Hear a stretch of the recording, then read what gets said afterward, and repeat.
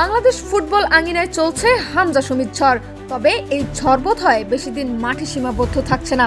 মাঠের গণ্ডি পেরিয়ে বাংলাদেশের বাণিজ্যিক প্রতিষ্ঠানগুলোতে বয়ে যেতে পারে হালকা থেকে মাঝারি বা বড় ধরনের ঝড়। কেন বলছি?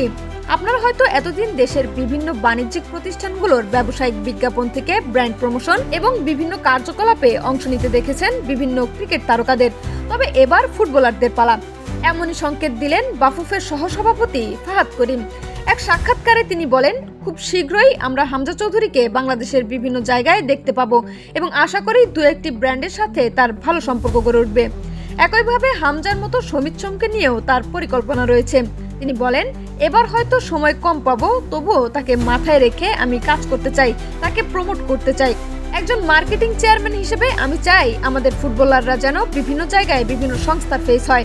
এটা আমাদের ফুটবলের ব্র্যান্ড ভ্যালু বাড়াতে সাহায্য করবে।